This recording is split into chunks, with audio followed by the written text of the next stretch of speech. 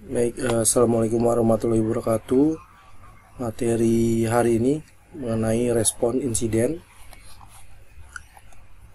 Ini adalah topik pada materi hari ini. Proses respon insiden, rangka respon insiden, rencana respon insiden, dan buku pedoman respon insiden. Nah, ini ada tahapannya untuk proses respon insiden. Jadi jika organisasi ini memiliki kemampuan untuk tanggap adanya insiden, mereka ini bisa mengambil langkah-langkah untuk memastikan bahwa organisasi mereka itu siap untuk menangani insiden. Setiap insiden ini dimulai dengan pertama kali organisasi menyadari suatu peristiwa atau serangkaian peristiwa ini yang menunjukkan adanya aktivitas suatu kejahatan. Nah, deteksi ini dapat datang dalam bentuk peringatan, kontrol keamanan, atau pihak eksternal yang memberitahu organisasi tentang potensi masalah keamanan. Nah, setelah diperingatkan, organisasi ini bisa bergerak melalui analisis insiden, masuk analisis, melalui tindakan untuk penahanan atau membawa sistem informasi ini kembali ke operasi normal. Ini adalah diagramnya dari siklus untuk persiapan respon insiden. Nah, untuk pertama ada preparation atau persiapan. Jadi ini adalah tanpa persiapan yang baik, respon insiden berikut ini akan menjadi tidak teratur dan berpotensi memperburuk sistem kalau tidak ada persiapan di suatu organisasi. Deteksi insiden. Ini adalah upaya yang kompleks, gitu ya. Ini bergantung pada ukuran organisasi. Selanjutnya analisis. Jadi setelah insidennya terdeteksi, masuk tadi tahap detection, personel dari organisasi atau pihak ketiga yang terpercaya akan memulai fase analisis.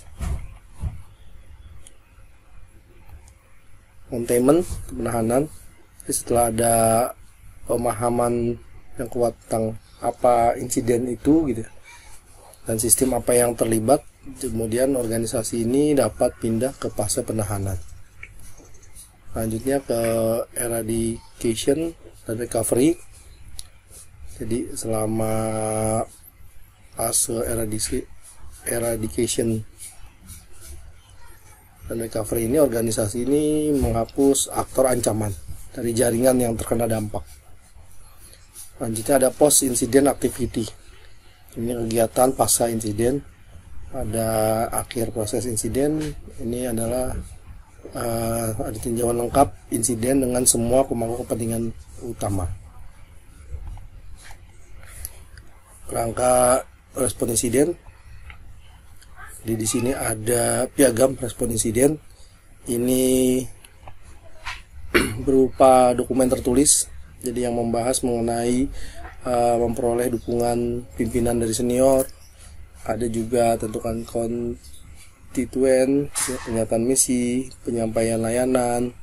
Terus juga ada tim Computer Security Incident Response Team atau CISRT. Juga ada tim inti CISRT, personil dukungan teknis, personil dukungan organisasi, dan sumber daya eksternal.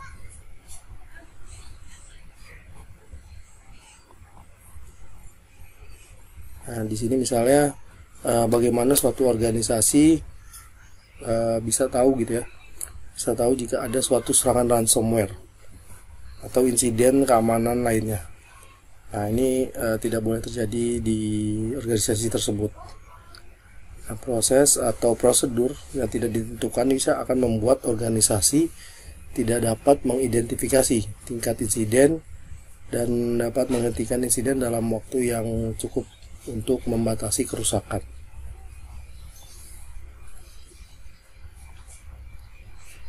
Nah, yang dibutuhkan organisasi adalah kerangka kerja yang menempatkan proses yang tadi untuk bekerja dengan memanfaatkan sumber daya organisasi yang tersedia. Kerangka kerja insiden ini menggambarkan komponen kemampuan respon insiden fungsionalitas dalam suatu organisasi.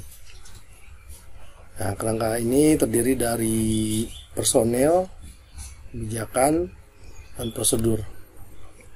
Nah, di sini dari elemen ini, organisasi ini bisa membangun kemampuannya untuk menanggapi suatu insiden. Tim inti CSIRT, isinya ini adalah koordinator respon insiden, analis senior CSIRT, analis CSIRT, analis pusat operasi keamanan, dan teknisi atau analis keamanan TI. Tim inti dari CSIRT ini terdiri dari personel yang memiliki tugas tangkap insiden ini sebagai pekerjaan penuh, atau melakukan aktivitas respons insiden bila diperlukan. Dalam banyak kasus, tim inti ini seringkali terdiri dari personel yang ditugaskan ke tim keamanan informasi. Nah, di sini yang tadi ada koordinator respon insiden. Ini adalah komponen penting dari setiap CSIRT.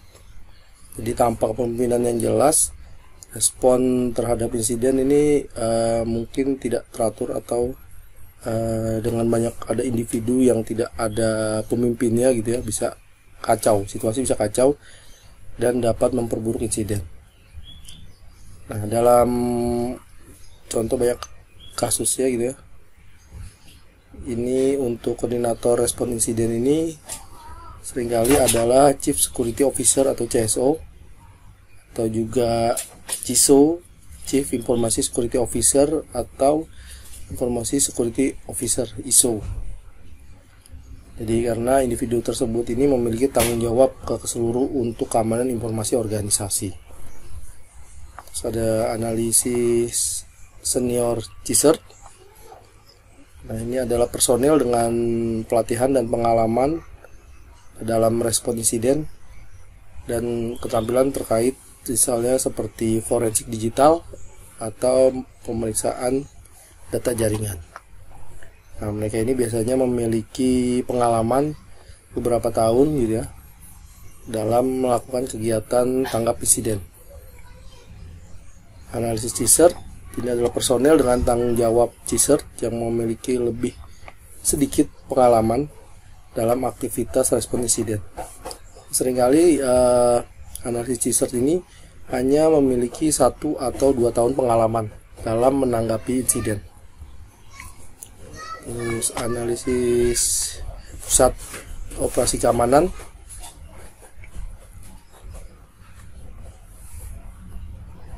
Kadang perusahaan yang lebih besar ini memiliki kemampuan untuk pemantauan pusat operasi keamanan selama 24 jam 7 hari dan ditugaskan ke pusat operasi keamanan. Ini berperan sebagai orang yang tepat dalam hal deteksi dan peringatan insiden. Teknisi analisis keamanan IT ini tergantung pada ukuran organisasi.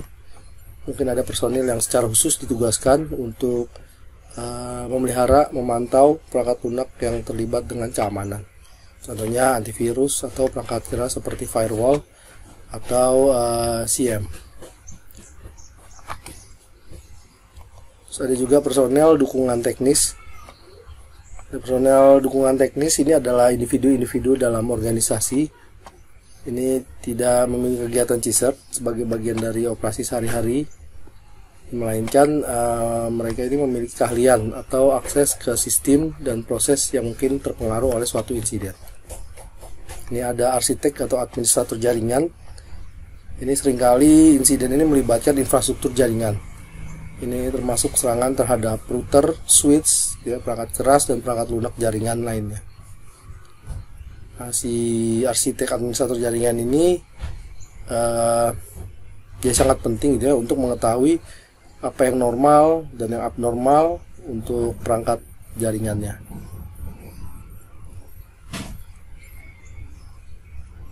Terus ada administrator server. Kadang penyerang gitu ya, ini menargetkan sistem dalam jaringan atau tempat sensitif disimpan, tempat data gitu ya, data sensitif disimpan. Kadang pengontrolan domain, server file atau server database. Nah, ini administrator server ini dapat membantu dalam memperoleh file log dari sistem ini, sistem yang tadi diserang. Hubungan aplikasi. Jadi aplikasi web ini adalah target utama. Jadi misalnya seperti serangan SQL injection atau kesalahan konfigurasi keamanan. Nah, ini tanggung jawab atas beberapa pelanggaran keamanan. Lingkungan desktop. Kadang si personil lingkungan desktop ini sering terlibat dalam memelihara kontrol seperti pencegahan kehilangan data dan antivirus pada sistem desktop. Helpdesk. Ini bergantung pada organisasi personel helpdesk. Karena personel helpdesk ini adalah orang pertama yang dihubungi saat pengguna mengalami serangan atau terkenanya infeksi malware atau aktivitas bahaya lainnya. Personel pendukung organisasi ini dapat membantu dengan berbagai masalah non teknis yang berada di luar masalah yang ditangani oleh personel inti dan non teknis CSIRT. Ini termasuk ke dalam lingkungan hukum internal atau eksternal, dan juga membantu komunikasi ke pelanggan atau mendukung personel CSIRT saat berada di lokasi. Ini ada hukum, jadi pelanggaran data dan insiden ini bisa membawa berbagai masalah hukum. Kadang banyak negara memiliki undang-undang pemberitahuan mengenai pelanggaran, di mana organisasi itu harus memberitahu pelanggannya bahwa informasi mereka ini bisa beresiko adanya suatu kebocoran data. Sumber daya manusia. Di banyak insiden yang terjadi dalam organisasi dilakukan oleh karyawan atau kontraktor. Jadi investigasi seperti misalnya adanya penipuan gitu ya, hingga pencurian data, ini harus diselidiki oleh CSIRT. Jika target investigasi adalah karyawan atau kontraktor, ini Departemen HRD ini dapat membantu memastikan bahwa tindakan CSIRT ini sesuai dengan Undang-Undang Ketenagakerjaan dan kebijakan perusahaan yang berlaku. Nah, jika seorang karyawan atau kontraktor ini akan dihentikan, CSIRT ini dapat berkoordinasi dengan personel SDM sehingga semua dokumentasi yang tepat mengenai insiden ini bisa lengkap gitu ya, untuk mengurangi potensi gugatan. Pemasaran atau komunikasi. Jika klien atau pelanggan eksternal ini mungkin terkena dampak adanya insiden, misalnya ada serangan DOS atau pelanggaran data, nah Departemen Pemasaran atau Komunikasi ini dapat membantu menyusun pesan yang sesuai untuk meredakan ketakutan dan memastikan bahwa eksternal tersebut menerima yang terbaik informasinya, ya, jangan sampai salah informasi. Fasilitas. CSIRT kadang mungkin memerlukan akses ke area kejadian gitu ya, setelah jam kerja atau untuk waktu yang lama. Nah, Departemen Fasilitas ini dapat membantu CSIRT dalam memperoleh akses yang diperlukan secara tepat waktu. Keamanan perusahaan. Kadang tim CSIRT ini dapat dipanggil untuk menangani pencurian sumber daya jaringan atau teknologi dari organisasi. Misalnya ada pencurian laptop atau media digital. Ya, nah, keamanan perusahaan ini akan memiliki akses ke rekaman pengawas dari pintu masuk dan keluar. Sumber daya eksternal. Personel CSIRT juga dapat ditugaskan untuk berinteraksi dengan penegak hukum dan lembaga pemerintahan pada waktu tertentu. Ini jika mereka ditargetkan sebagai bagian dari serangan terhadap sejumlah organisasi. Ini ada High Technology Crime Investigator Association. Ini adalah kelompok profesional internasional gitu ya, dengan fokus pada kejahatan teknologi tinggi. Atau juga Infrag gitu ya, Infragard Kadang bagi CISA ini praktisi keamanan informasi ini bisa menciptakan kemitraan ya, yang diarahkan untuk adanya suatu jaringan dan berbagi informasi. Jadi kemitraan ini memungkinkan anggota CISA untuk berbagi informasi tentang tren dan mendiskusikan investigasi suatu kasus. Penegak hukum, ini penegak hukum.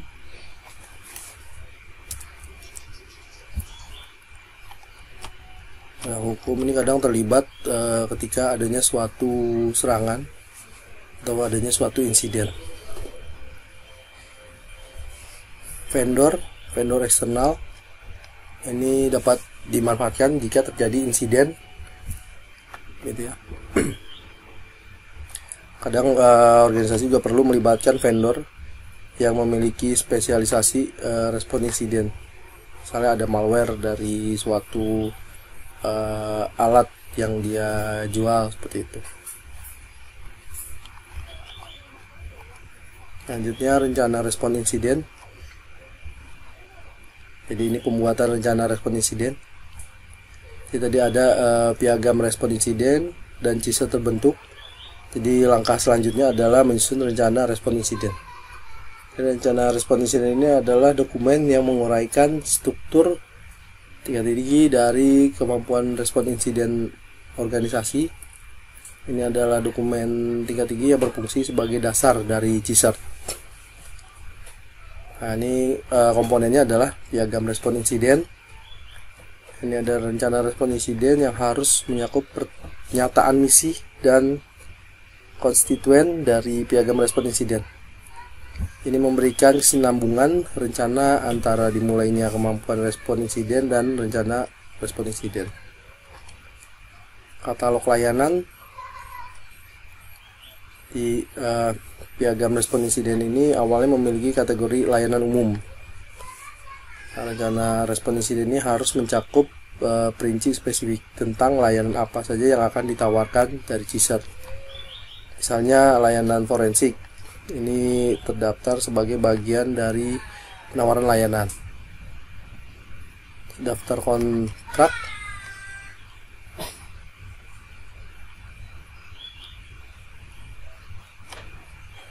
Ada personil CISA, terus daftar kontrak. Daftar kontraknya terbaru ini harus jadi bagian dari rencana respon insiden. Rencana komunikasi internal. Insiden dapat menghasilkan banyak kekacauan ketika personil ini berusaha memastikan apa yang terjadi. Nah, sumber daya apa yang mereka butuhkan dan siapa yang harus dilibatkan ini untuk menangani insiden tersebut. Jadi adanya suatu rencana komunikasi internal. Pelatihan, rencana respon insiden juga menunjukkan pelatihan untuk personel CISA. Pemeliharaan, ini organisasi dari setiap ukurannya kadang berubah-ubah gitu ya. Tidak mencakup perubahan pada infrastruktur, ancaman, dan personil. Jadi di rencana respon insiden ini harus membahas mengenai pembaruan terhadap rencana respon insiden. Nah, selanjutnya buku pedoman respon insiden. Buku pedoman ini adalah perangkat instruksi dan tindakan yang harus dilakukan pada setiap langkah dalam proses respon insiden. Jadi buku ini untuk memberikan organisasi jalan yang jelas. Nah, ini misalnya contoh buku pedoman untuk serangan phishing. Jadi ada preparation, ada detection. Ya, preparation ini persiapan dulu. Jadi pada bagian ini organisasi ini persiapan apa yang dilakukan, misal dalam kasus phishing. Misalnya ini mencakup kesadaran dari suatu karyawan. Apakah karyawannya tahu kalau dia kena suatu serangan phishing? Jadi ini untuk mengidentifikasi potensi email phishing atau penggunaan perangkat email yang meminta lampiran untuk mencari malware. Detection, untuk serangan phishing organisasi sering diberitahu oleh karyawan melalui suatu keamanan email. Dan organisasi ini harus merencanakan untuk menerima peringatan melalui pencegahan malware atau Control Host Intrusion Prevention System, HIPS. Jadi ada suatu intrusion prevention system di suatu host. Masuk ke tahap analisis. Jadi jika suatu peristiwa terdeteksi, ini menganalisis bukti apapun yang tersedia. Ini sangat penting untuk mengklasifikasikan dan merespons suatu insiden dengan tepat. Nah, dalam hal ini analisis dapat mencakup memeriksa memori host, ya, yang ketika hostnya itu terkena serangan phishing, terus memeriksa log peristiwa, gitu, lognya, log dari suatu hostnya, juga meninjau lalu lintas jaringan. Nah, selanjutnya dari analisis masuk ke containment, penahanan. Jadi jika sebuah host telah diidentifikasi sebagai kena serangan, maka host tersebut harus diisolasi dari jaringan, jangan sampai dia menyebarkan ke yang lainnya. Containment, eradication, recovery.